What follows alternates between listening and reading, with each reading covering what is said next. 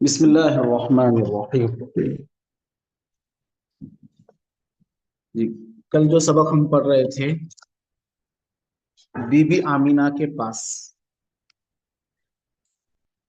تو آپ صلی اللہ علیہ وسلم 6 برس کے ہو چکے تو آپ کی ماں بی بی آمینہ نے اپنے پاس رکھ لیا، اور آپ اوپر پڑھ چکے ہیں کہ آپ کی پردادی یثرب کی رہنے والی اور نجار کے خاندان سے تھی۔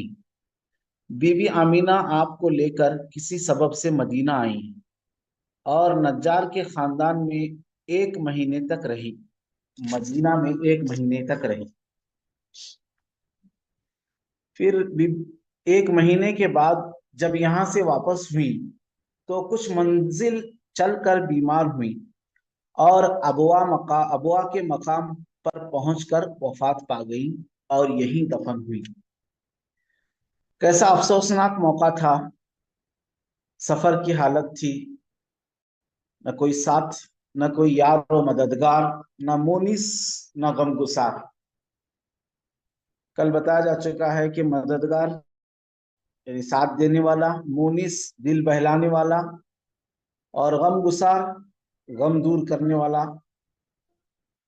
ایک ماں وہ اس دنیا سے چل بسی۔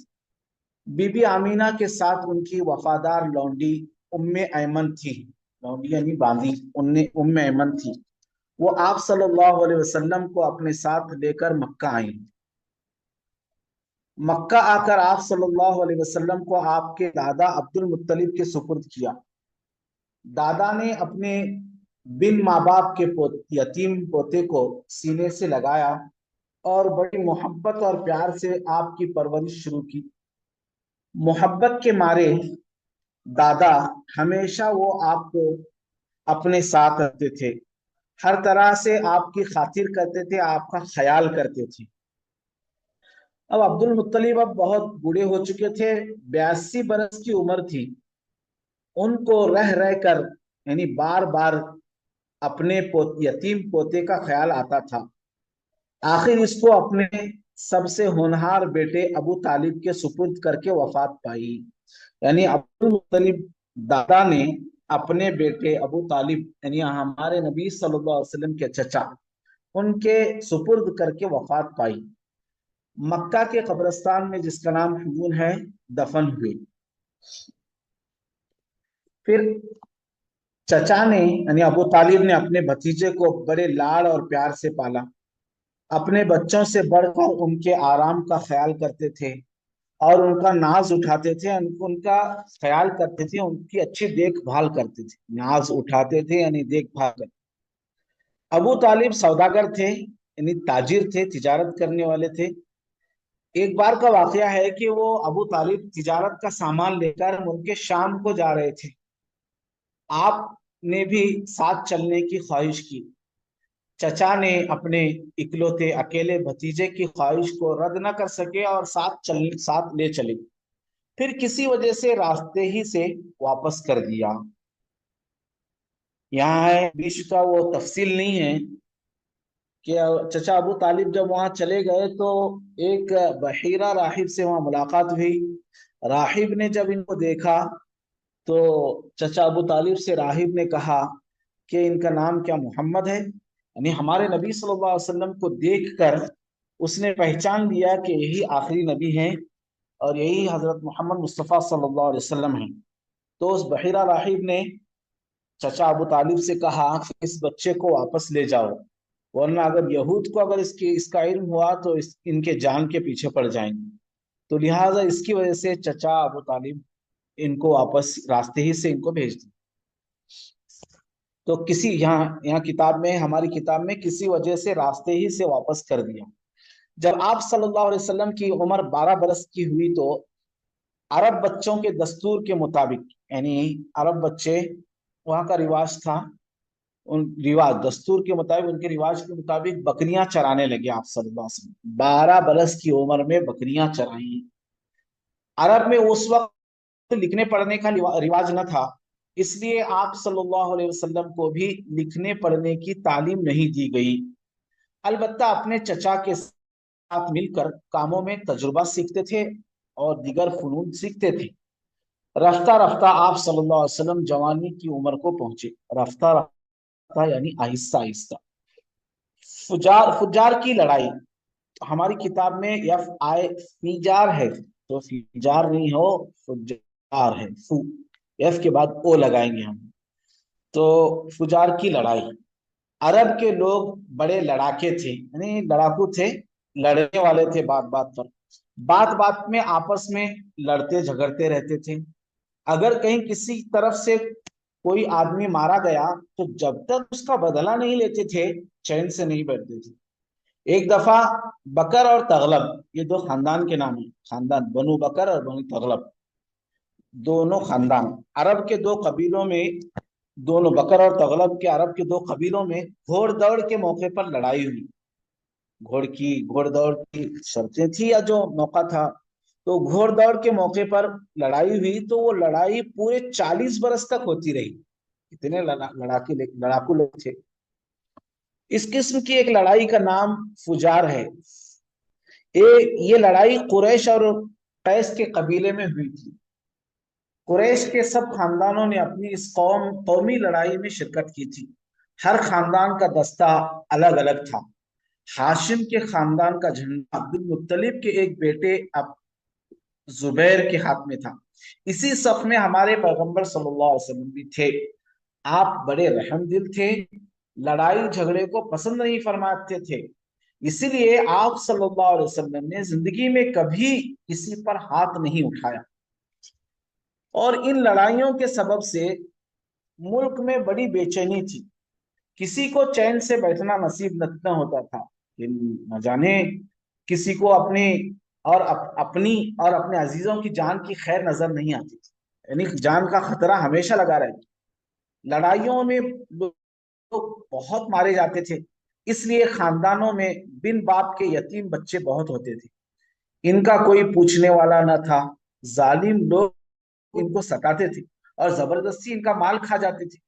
خاندان میں جو کمزور ہوتا اس کا کہیں ٹھکانہ نہ تھا، غریبوں پر ہر طرح کا ظلم ہوتا تھا۔ یہ حالت دیکھ دیکھ کر آپ صلی اللہ علیہ وسلم کا دل دکھتا تھا اور سوچتے تھے کہ اس ظلم کو کیسے روکیں۔ زور و ظلم یعنی ظلم زور دونوں ایک ہی معنی میں، زور و ظلم کو کیسے روکیں کہ سب لوگ خوش خوش امن و امان سے رہیں، یعنی اگر یہ ظلم رک جائے گا تو سب لوگ خوش خوش امن و امان سے رہیں گے۔ عرب کے چند نیک مزاج لوگوں کو پہلے سے بھی یہ خیال ہوا تھا کہ اس کے لیے چند قبیلے مل کر آپس میں یہ عہد وعدہ کر لیں اور وہ سب مل کر مظلوموں کی مدد کریں گے۔ اس تجویز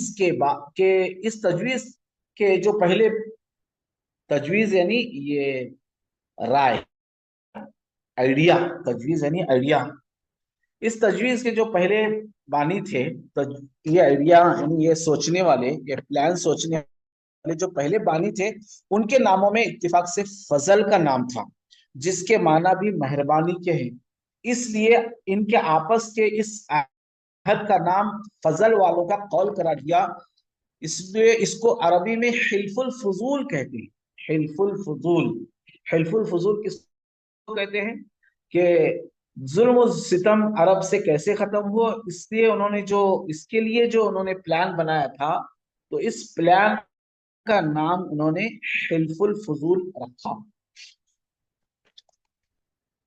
پھر فجار کی جب لڑائی ہو چکی تو آپ صلی اللہ علیہ وسلم کے چچا زبیر ابن عبد المطلب نے یہ تجویز پیش کی، یہ آئیڈیا پیش کیا کہ اس قول و قرار کو جو پہلے کیا جا چکا تھا، جس کو لوگوں نے بھی بھلا دیا، پہلے ہوا تھا وہ لیکن لوگوں نے اس کو بھلا دیا تھا، تو پھر سے زندہ کیا جائے۔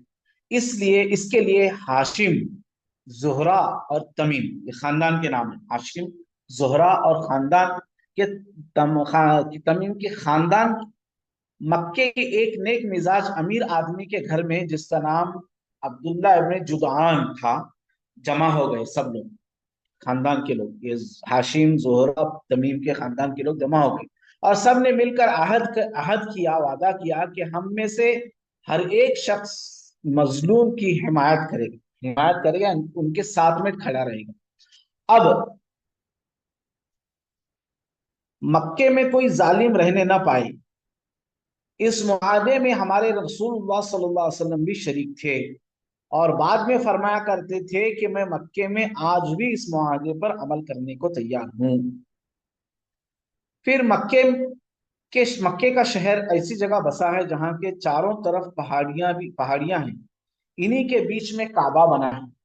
जब जोर का मेघ बरसता है, मेघ यानी बारिश, जब जोर का मेघ बरसता है तो पहाड़ियों से पानी बहकर शहर की गलियों में भर जाता है और घरों में घुस जाता है।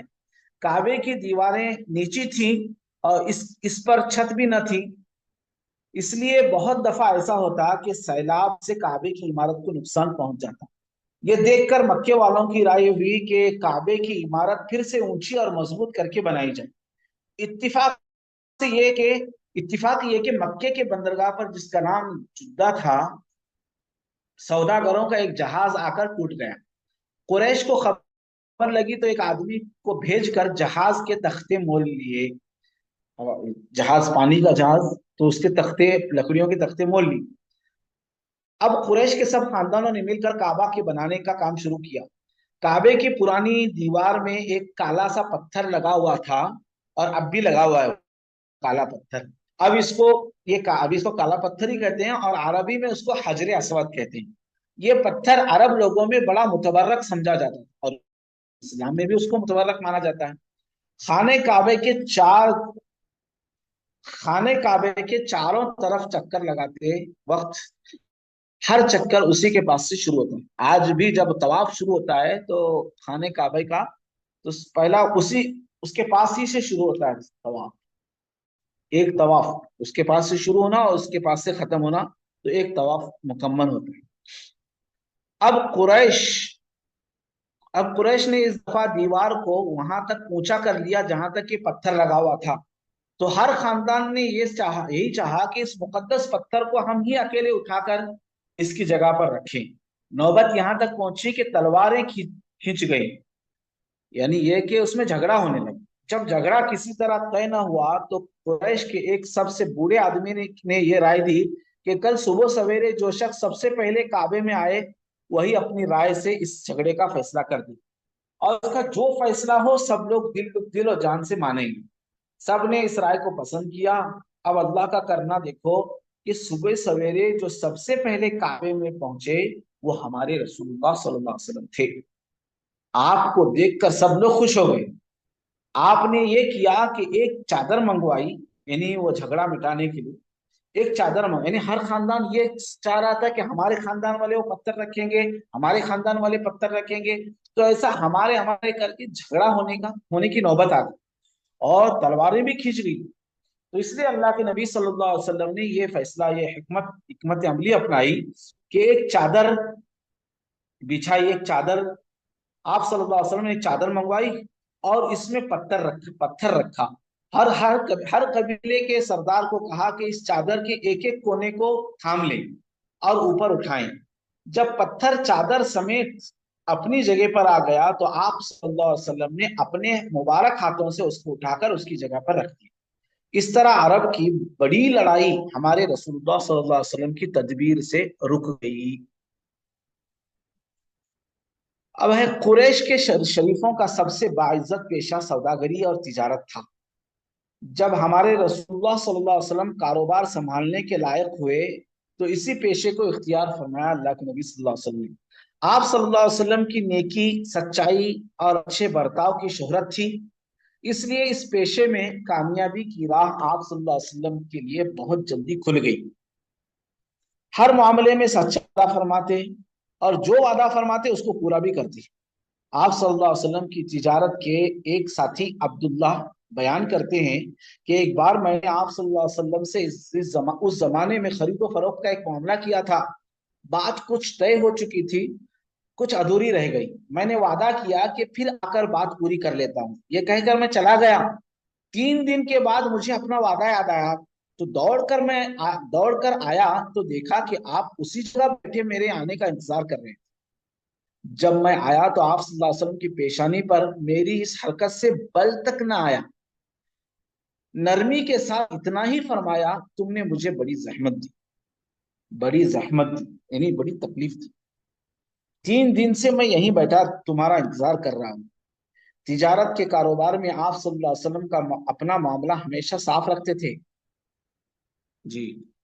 हजरत साहिब रजी अल्लाह अन्हु कहते हैं कि मेरे माँ बाप आप पर कुर्बान, आप मेरी तिजारत में शरीक थे, मगर हमेशा मामला आप सल्लल्लाहु अलैहि वसल्लम ने साथ रखा। न कभी झगड़ा करते, न लीप पोत करते। लीप पोत यानी बात को टोल मोल नहीं करते थे, घुमाते नहीं थे, साफ साफ बात करते। आपके कारोबार के एक और साथी का नाम अबू बकर था रजी अल्लाह अन्हु। वो भी मक्का ही में कुरैश के एक सौदागर थे। वो कभी कभी सफर में आप सल्लल्लाहु अलैहि वसल्लम के साथ रहते थे।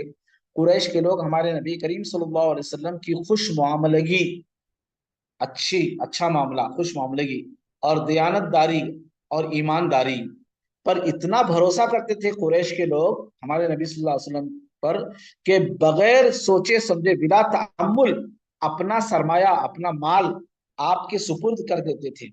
बहुत से लोग अपना रुपया, पैसा आप सल्लल्लाहु अलैहि वसल्लम के पास अमानत रखवाते थे। आपको अमीन यानी अमानतदार, अमीन व अमानत वाला और अमीन कहकर पुकारते थे, अमानत वाला कहकर पुकारते थे। कुरैश के सौदागर अक्सर शाम और यमन के मुल्कों में सफर करके तिजारत का माल बेचा करते थे। रसूलुल्लाह सल्लल्लाहु अलैहि वसल्लम ने भी तिजारत का सामान लेकर इन्हीं मुल्कों का सफर किया। बस आज यहाँ तक हमारा सबक अभी हम खत्म हो जाता है। यानी सफा नंबर, जी, तो पेज नंबर 20 तक हम पढ़े हैं अभी। अब उसके अल्फाज मानी भी कुछ सुन ले। अल्फाज मानी देखें, पेज नंबर 13 के लास्ट में अबवा, मकाम अबवा शहर का नाम, एक जगह का नाम है।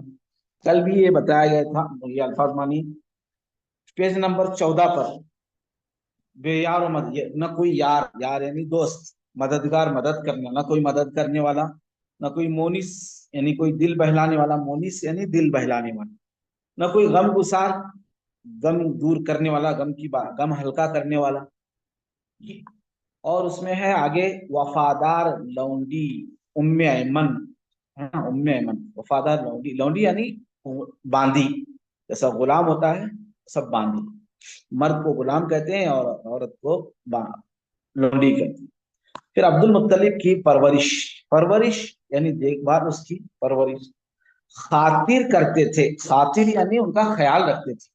जी। और अब्दुल मुत्तलिब की वफात किस सबक में है? होनहार, होनहार यानी होशियार, अक्लमंद। और उसी सफान पेज नंबर 14 में नीचे से 1 2 3 पांचवी लाइन, नाज उठाते थे, उनका नाज उठाते थे यानी उनका बहुत ख्याल रखते थे, उनका बहुत ख्याल, लाड़ लाड़ करते थे, उनको लाड़ करते थे। अबू तालिब लाड़ करते थे, लाड़ करना, नाज उठाना यानी लाड़ करना। और उसके बाद नीचे से दूसरी लाइन में है इकलौते बेटे यानी अकेले बेटे। और आखिर लाइन में है रद्द न कर सके, रद्द न करना यानी ख्वाहिश को रद्द न करना, रद्द यानी इनकार, इनकार न कर सके। और फिर पेज नंबर 15 में है दस्तूर यानी कायदा, रिवाज, है ना, उनका रिवाज, उनकी आदत, बच्चों का रिवाज था। दस्तूर यानी रिवाज। और लास्ट है रफ्ता रफ्ता यानी आहिस्ता आहिस्ता आप जवानी की उम्र को पहुंचे, रफ्ता रफ्ता। और हल्फुल फुजार, फुजार की लड़ाई, फुजार की लड़ाई में अल्फाज माने हैं, माने बकर और तगलब, ये दोनों खानदान के नाम हैं। और नीचे सबक है मजलूम की हिमायत का मुआहदा, मुआहदा यानी एग्रीमेंट कह लो उसको, मुआहदा यानी वादा। और इसी तरीके से हिमायत, मजलूम की हिमायत करते थे, पेज नंबर 16 में। हिमायत यानी उनकी तरफदारी, तरफदारी करते थे, उनका साथ देते थे। अब्दुल्लाह इब्न जुदान, ये नाम है जुदान, उसको जुदान पढ़ना है। और काबे की तामीर, इस सबक में काबे की तामीर, इस सबक में दूसरी तीसरी लाइन में मेह बरसता था। मेह यानी बारिश, जोर से जब मेह बरसता था, तो मेह यानी बारिश को कहते, बारिश। और बंदरगाह यानी, बंदरगाह यानी समंदर के किनारे की जगह बंदरगाह। और इसी तरीके से हजर असवद, उसका नाम काला पत्थर, हजर यानी पत्थर, असवद यानी काला, वो पत्थर जो अल्लाह तबारक व तआला ने जन्नत से उसको उतारा है, मुतबर्रक था। यहाँ एक बात मैं जरा एक एक कह दूं जो किताब में नहीं है, कि अरब के नजदीक वो मुतबर्रक था जमाने जाहिलियत में भी। अब इस्लाम जब आया तो भी मुतबर्रक, यानी ये कि अल्लाह तबारक व ताला ने अरब के जो पहले जो हालात थे, यानी अरब किसके दीन पर चलते थे, हजरत इब्राहिम अलैहिस्सलाम के दीन पर चलते थे। हजरत इब्राहिम अलैहिस्सलाम का जो दीन था, हजरत इस्माइल अलैहिस्सलाम के जरिए, और हजरत इस्माइल अलैहिस्सलाम के जो नस्ल थी, वो हजरत इब्राहिम अलैहिस्सलाम के दीन ही पर चलती थी। अब चलते चलते चलते इब्राहिम अलैहिस्सलाम ही का दीन था, जो बातें अल्लाह इब्राहिम अलैहिस्सलाम की शरीयत में थी, वही बातें अरब की मुशरिकीन मक्का जो थे उसी को मानते थे। फिर आहिस्ता आहिस्ता आहिस्ता उसमें बिगाड़ आता चला गया और लोग भूलते चले गए। तो फिर वो बुत परस्ती भी शुरू हुई, बिगाड़ आया। लेकिन जो बातें हजरत इब्राहिम अलैहिस्सलाम की जो दीन में थी, जो अच्छी बातें थी, उसको बाकी रखा गया। इस्लाम आने के बाद अल्लाह के नबी सल्लल्लाहु अलैहि वसल्लम जब दुनिया में तशरीफ लाए, जब कुरान उतरा, हदीस, तो कुरान उतरने के बाद अरब के जो बातें अच्छी थी उसको क्या किया, अल्लाह के नबी सल्लल्लाहु अलैहि वसल्लम ने उसको बाकी रखा, बल्कि उसकी तारीफ भी की। जैसे कि मेहमान नवाजी अरब की आदत थी, तो अल्लाह के नबी सल्लल्लाहु अलैहि वसल्लम ने उसकी तारीफ की। यानी इतनी बुराइयों के बावजूद भी मेहमान नवाजी वो बहुत उसको बहुत अच्छा उसकी, यानी आपस में उसकी तारीफ किया करते थे मेहमान नवाजी की, तो मेहमान नवाजी है। और इसी तरीके से हर किताब खत वगैरह लिखते के वक्त या फिर मजमून लिखते वक्त बिस्मिल्लाहिर्रहमानिर्रहीम लिखने का पहले से मामूल था। तो इसको भी अल्लाह के नबी सल्लल्लाहु अलैहि वसल्लम ने इसको सराहा, इसकी तारीफ फरमाई और भी बाकी रखा, उसका सवाब, उसका अज्र और सवाब गिनाया। तो जो बातें मुशरिकीन मक्का, यानी इस्लाम से पहले, हमारे नबी सल्लल्लाहु अलैहि वसल्लम के दुनिया में तशरीफ लाने से पहले जो बातें, अच्छी बातें जो थी, उसको इस शरीयत मोहम्मदी ने, अल्लाह के नबी सल्लल्लाहु अलैहि वसल्लम ने उसको बाकी रखा है और उसकी तारीफ भी फरमाई। तो हजर असवद की जो अहमियत है वो पहले भी थी और आज भी है और कयामत तक रहेगी। तो ये बात बताना था हजर असवद। तो हजर असवद काला पत्थर है, हजर असवद। फिर इसी तरीके से उसी में है जहमत देने, वो एक सहाबी फरमाते हैं ना, 3 दिन के बाद मुझे वो वादा याद आया, तो आप सल्लल्लाहु अलैहि वसल्लम वहीं खड़े थे मेरा इंतजार करते हुए। तो अल्लाह के नबी सल्लल्लाहु अलैहि वसल्लम ने क्या फरमाया, तुमने बड़ी जहमत दी, जहमत यानी तकलीफ दी।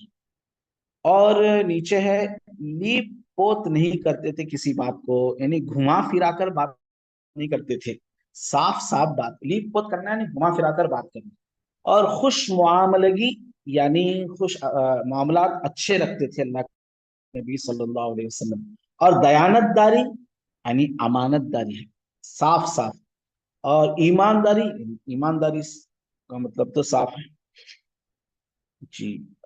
और आगे है, बिल्कुल अपना सरमाया सुपुर्द करते थे। सरमाया आपके सुपुर्द, सरमाया यानी अपने माल, पैसे जेवरात जो भी है वो माल सरमाया कहते हैं उसको। रुपया पैसा भी, रुपया पैसा बतौर अमानत आप सल्लल्लाहु अलैहि वसल्लम के बाद पास क्या करते, रखवाते थे जी। तो यहाँ तक हमारा सबक शुरू हो गया। जज़ाकुमुल्लाहु खैरा। तो कल हम पढ़ेंगे हजरत खदीजा रजी अल्लाह अन्हा की शिरकत, यानी बीबी खदीजा रजी अल्लाह अन्हा से निकाह। पेज नंबर 20 से हमारा कल सबक इंशाल्लाह शुरू हो जाएगा। आप भी जरा उसको एक 4 सफ़े पढ़ कर आए सब लोग, उसी में से हम पढ़कर जरा सा मतलब वगैरह आपको बताया जाए। जज़ाकुमुल्लाहु खैर।